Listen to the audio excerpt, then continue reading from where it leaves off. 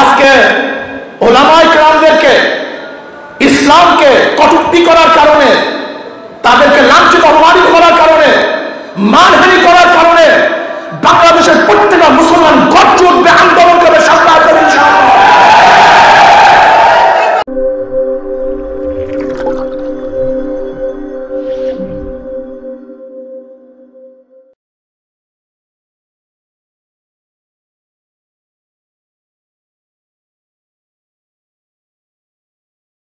বাংলাদেশ রংপুর বিভাগীয় শাখা কর্তৃক আয়োজিত আজকে এই মহাসমাবেশের সম্মানিত সভাপতি, দিগার ওলামায়ে কেরাম, নেতৃবৃন্দ, সকল স্তরের জনগণ ভাইয়েরা আমার, আজকে মহাসমাবেশের উদ্দেশ্য কি পোস্টার এবং লিফলেটের মধ্যে দেওয়া আছে। দ্রব্যমূল্য ঊর্ধ্বগতি। আজকে সয়াবিন তেলের অবস্থা সম্পর্কে কম বেশি আমরা সবাই জানি,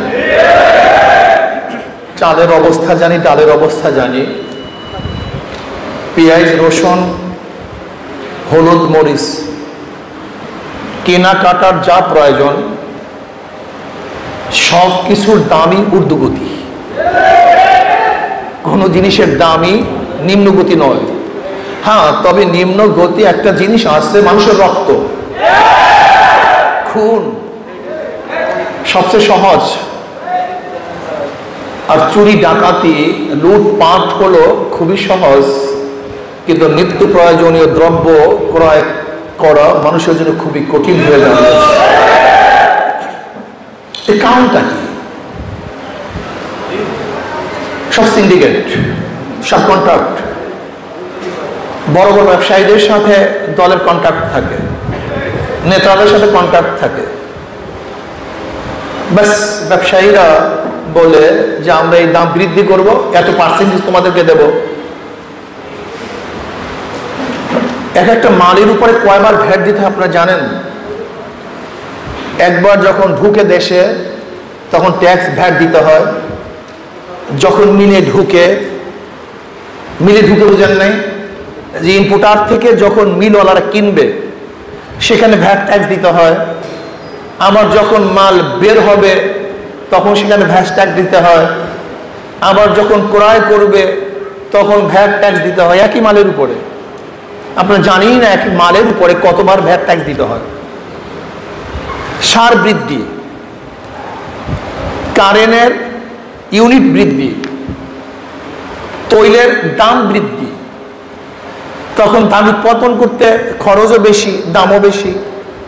সব ইচ্ছে করলে সরকার নিয়ন্ত্রণ করতে পারত,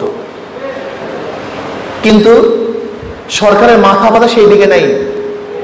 সরকারের মাথা ব্যথা হলো বিরোধী দলকে কিভাবে দমন করা যায়, জেলে ঢুকানো যায়, খুন করা যায়, গুম করা যায়, আর সরকারি দল লোকদের পেটকে কিভাবে ভরা যায়। আজকে প্রথম আলো পত্রিকায় দেখেছেন আওয়ামী লীগের মহাসচিব আব্দুল কাদের সাহেব, ওবায়দুল কাদের সাহেব বক্তৃতা করেছেন। আওয়ামী লীগ করে অনেকে হাজার হাজার কোটি টাকা পাচার করেছে। দুর্নীতিবাজ। আজকে দেশের গরিবের টেনশন কার মধ্যেই নেই, গরিবের চিন্তা কার মধ্যেই নেই। অবস্থাটা কিভাবে দাঁড়ালো? কোন এক দেশে দুর্ভিক্ষ লাগার পরে রানী বলতেছে রাজাকে, দুর্ভিক্ষ কি এত পর্যায়ে পুষছে যে জনগণ কি দুবেলা পোলাও খেতে পারে না? দুবেলা পোলাও কি খেতে পারে না জনগণ? রানী তো জানিই না যে দুর্ভিক্ষ কি জিনিস, কাজে পোলাও কি খেতে পারে না? এত দুর্ভিক্ষ। যারা সরকারি দল করে, যারা সরকারে আছে, তাদের তো হাজার হাজার কোটি টাকা, টাকার কোনো অভাব নাই।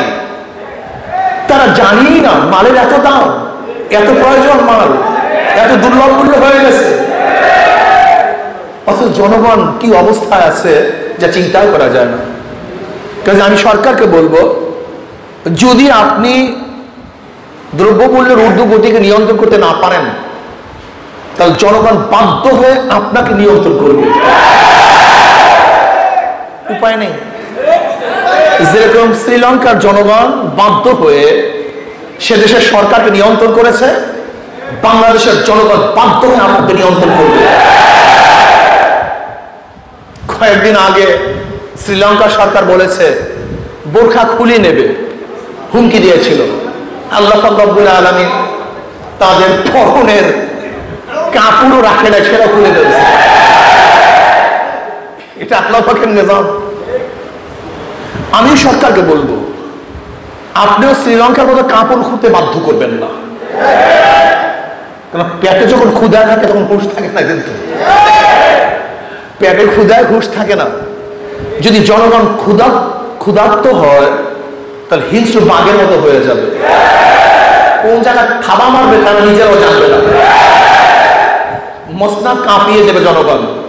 কাজেই দ্রব্যমূল্য ঊর্ধ্বগতিকে নিয়ন্ত্রণ করতে হবে, এটা আমাদের দাবি। 21 বছর বয়স হলে মদ পান করতে পারবে। যেখানে 100 মদখোর থাকবে সেখানে দোকান খোলার অনুমতি দিবে। মনে হয় যেন বাংলাদেশ তোর বাবার দেশ, নাস্তিকদের বাবার দেশ। এটা ভারতের অঙ্গরাজ্য নাকি? ভারতে গিয়ে দেখেন সব জায়গায় মদের দোকান আছে, ওপেনে মদ পান করা হয়, বাজারে বাজারে মদের দোকান আছে, মোড়ে মোড়ে মদের দোকান আছে। তাহলে মানে আমাদের দেশটা তো আমাদের দেশের কোনো নেতারা নিয়ন্ত্রণ করে না, আমাদের দেশের নেতারা আমাদের দেশ নিয়ন্ত্রণ করে না, ওই ভারতের লোকজন আমাদের দেশ নিয়ন্ত্রণ করে। তাহলে আমরা কেমন স্বাধীন? আসলে আমরা স্বাধীন মুখে বলি, আসলে প্রকৃতভাবে আমরা স্বাধীন না। যদি আমরা স্বাধীনই হতাম তাহলে র্যাবের উপর থেকে নিষেধাজ্ঞা উঠাবার জন্য আমাদের বাংলাদেশ সরকার ভারতকে ধরছে কেন? লজ্জায় মাথা নত হয়ে যায়। উকিল ধরছে ভারতকে, আজকে ভারত আমাদের উপর নিয়ন্ত্রণ করবে। তাহলে আমরা স্বাধীন হয়েছিলাম কেন? ভারত আমাদের কর্তৃত্ব করবে, তাহলে আমরা স্বাধীনতার মানিটা কি হলো? আমাদের গর্ব কোথায়? স্বাধীনতা। ভারত আমাদেরকে দ্রব্যমূল্য নিয়ন্ত্রণ করবে, রাজনীতি নিয়ন্ত্রণ করবে, কে ক্ষমতা যাবে কে ক্ষমতা যাবে না ওখান থেকে আসবে না, এটা মেনে নেওয়া যায় না। কে ক্ষমতায় থাকবে কে ক্ষমতায় যাবে, কে উঠবে কে নামবে, এর নিয়ন্ত্রণ করবে বাংলাদেশের জনগণ, অন্য কাউকে এই নিয়ন্ত্রণ শক্তি হাতে দেয়া যাবে না। কিন্তু আমরা কি দেখেছি? আমরা দেখছি যারা ক্ষমতায় আছে, যারা ক্ষমতায় যেতে চায়, তারা আমাদের দেশের জনগণের কাছে কেউ যায় না, তারা সবাই বিদেশি শক্তির কাছে যায়।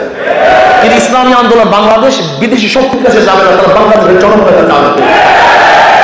বাংলাদেশে কে ক্ষমতায় যাবে কে ক্ষমতায় যাবে না, কে থাকবে কে থাকবে না, এই সিদ্ধান্ত করবে বাংলাদেশের জনগণ, অন্য কেউ না। এই জন্য তারা ভোট দিতে ভয় পায়, ভোট দিতে চায় না। কেন জানে ভোটের হারি ফাঁকা হয়ে যাবে। বাংলাদেশের জনগণ এই দুর্নীতিবাজদেরকে আর কোনো অবস্থায় ক্ষমতায় রাখবেন না ইনশাআল্লাহ। আপনারা দেখেছেন ইসলামী শিক্ষা সংকুচিত করা হয়েছে। আজকে ইসলামী শিক্ষার উপরে পরীক্ষা নিবে না, আর যেই সাবজেক্টে পরীক্ষা হয় না সেই সাবজেক্টে কেউ পড়াশোনাও করে না। তার পরিবর্তে ডারউইনের থিওরি স্থাপন করা হয়েছে। ডারউইনের থিওরি গিয়ে দেখেন নবম ক্লাসের সমাজ বিজ্ঞানের মধ্যে, দশম ক্লাসের সমাজ বিজ্ঞানের মধ্যে ডারউইনের থিওরিটা কি? মানুষ থেকে নয়, মানুষ বানরের থেকে। এই কয়েকদিন আগে যা হিন্দু শিক্ষক তার ক্লাসে বলেছিল যে আল্লাহ বলতে কিছু নাই, প্রতিবাদ করার কারণে তাকে অ্যারেস্ট ভাবে জেলখানা থেকে তাকে বের করছে। শুধু তাই নয়, তাকে তো বের করছেই, কিন্তু যারা রেকর্ড করছে, আন্দোলন করছে, তাদের বিরুদ্ধে কেস হয়েছে, তাদেরকে জেলে দেওয়া হয়েছে। অর্থাৎ বাংলাদেশের গ্রামবাসী মুসলমান, সেই দেশে আল্লাহ নাই, মানুষ থেকে নয়, মানুষ বানরের থেকে এই হাজার হাজার কোটি কোটি টাকা খরচ করে এই শিক্ষা আমরা শিক্ষিত করি আমাদের সন্তানদেরকে।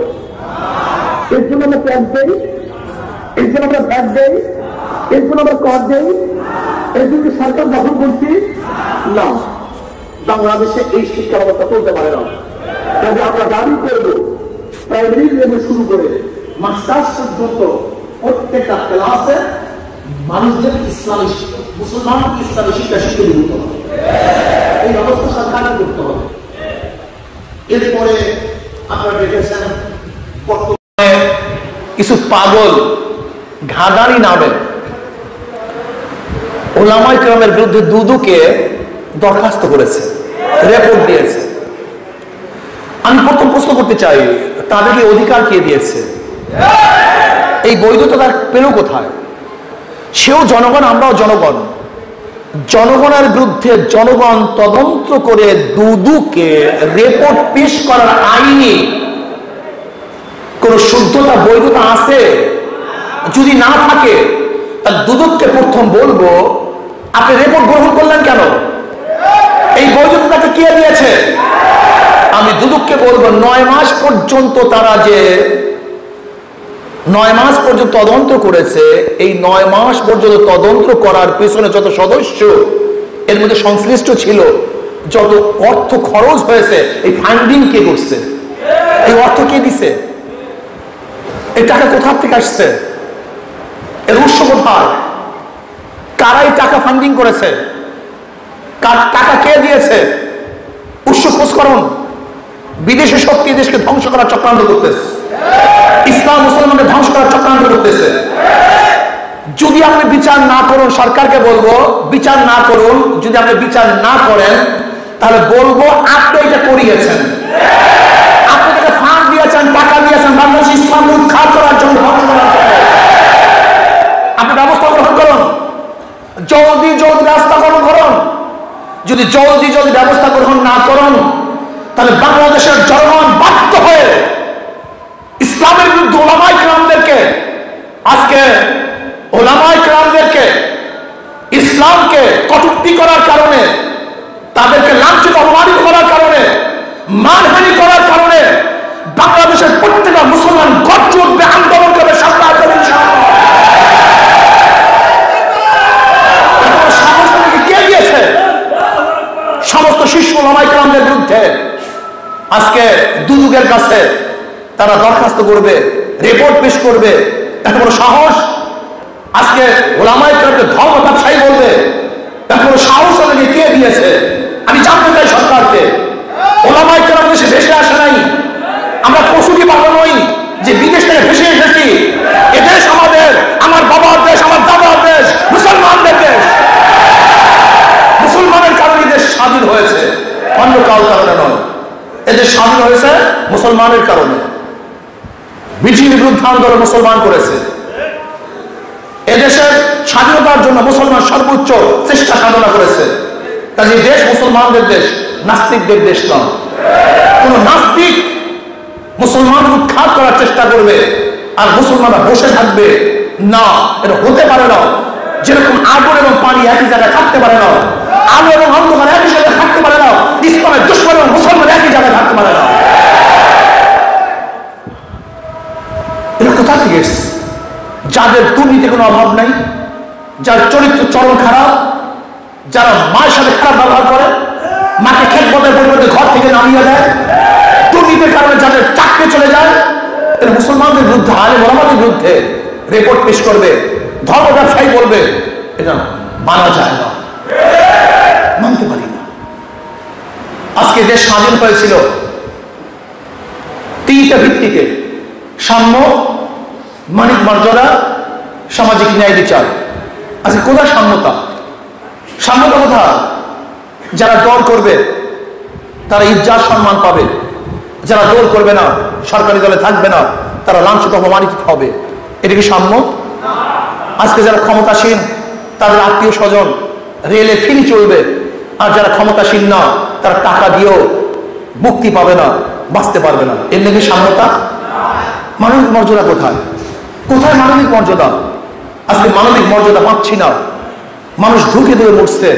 যারা দল করবে না তারা লাঞ্ছিত অপমানিত হবে। আজকে সম্মানিত লোক তারা লাঞ্ছিত হবে, অপমানিত হবে। আজকে ওলামায়ে কেরাম লাঞ্ছিত হবে, অপমানিত হবে। এটি কি মানবিক মর্যাদা? সামাজিক ন্যায় বিচার কোথায়? যদি দল করেন খুন করলে মুক্তি পাবেন, আর যদি দল না করেন, অন্যায় না করলেও আপনি জেলখানায় ভুগবেন। এটা কেমন কথা?